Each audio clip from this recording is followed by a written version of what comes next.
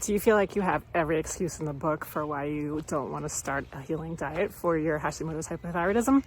Well, here's why that might happen. So I get a lot of comments that are like, well, it's easy for you because you have 2 teenagers and work from home. But I'm on a maintenance diet right now. I have been doing this for over 11 years. And now I pretty much eat gluten-free, dairy-free. And if I'm not feeling so good or going through periods of stress or whatever, I eat more paleo. But when I originally did the autoimmune protocol or AIP diet back in 2014, I had a 5-year-old, a 1.5-year-old, and I was working a pretty high stress, full-time corporate job for 9+ hours a day.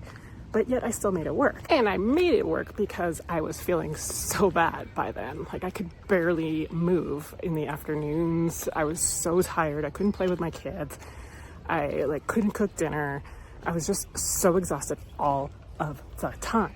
So to me, I was desperate.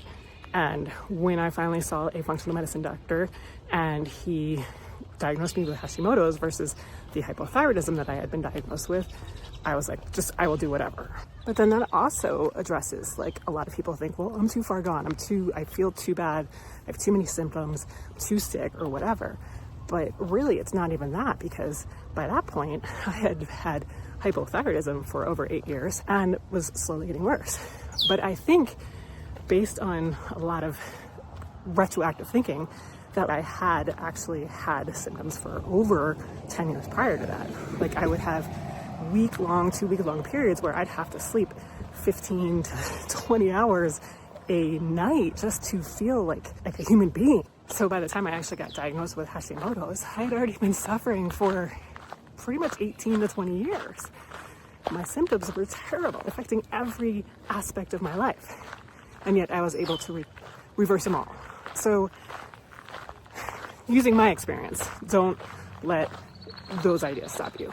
But also, out of the clients that I've helped women in wheelchairs who could barely move, and they were able to do the diet and start actually walking around. I mean, these are not paralyzed people or anything, just in wheelchairs because they were so tired, so gone in terms of symptoms that they could barely even move and had to quit their jobs and all of that, and were able to reverse their symptoms.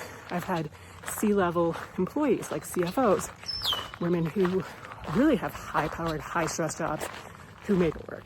I have had women who've had 6, 8, even 10 kids, which is crazy to me, but they were able to make it work as well. So a lot of these things are just excuses.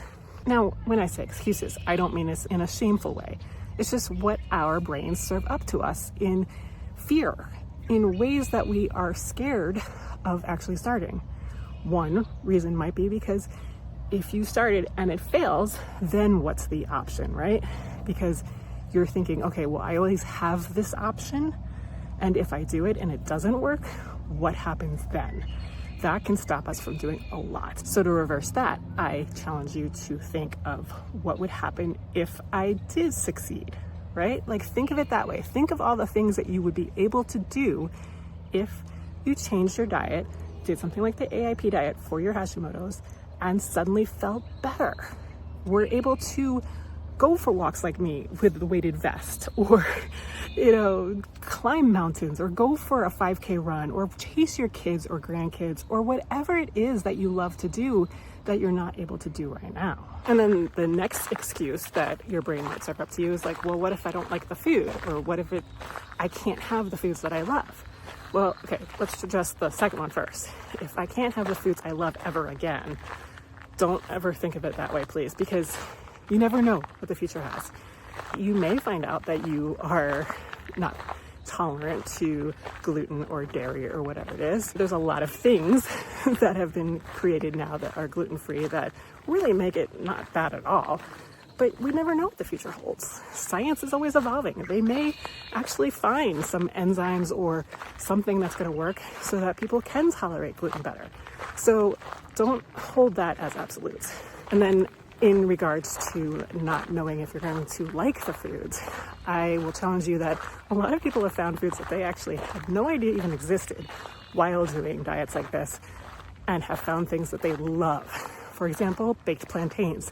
Never heard of them before. Tried them on this, and it's like one of my favorite foods. And I have so many members of the Autoimmune Collective who always agree on this. So they're like, oh, it's always my favorite food that I never knew existed prior to doing AIP. But then also other vegetables and other meats and other dishes and things that you're just like probably stuck eating a lot of the same things, because that's what we do.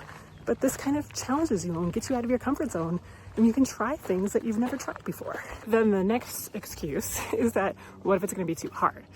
And yes, you can make it really hard. When I did the AIP diet, there weren't any recipes out there. There weren't any resources.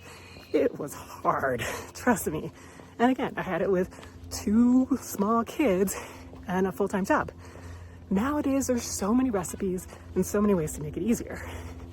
Inside my Autoimmune Collective, I've got all kinds of meal prep guides to lead you through how to do everything much quicker, and recipes that are easy, and things to make it easier for you. And then here's one that always trips people up that they never actually expect, but it's like, what if it works and you do feel better? What benefit are you getting from remaining how you are right now? This one always confuses people. They're like, well, how can I possibly have a benefit from being sick or tired or whatever? And a lot of times it's like, okay, if you get better, people are going to expect you to do more. Maybe they're going to expect you to volunteer more, like church or at school or whatever. Or like in my case, my husband was cooking dinner because I was too tired to. And then suddenly I had to cook dinner again, and I hate cooking dinner. So I was feeling exhausted every night at 5 o'clock. Could not figure out why until I discovered it was because I didn't want to cook dinner.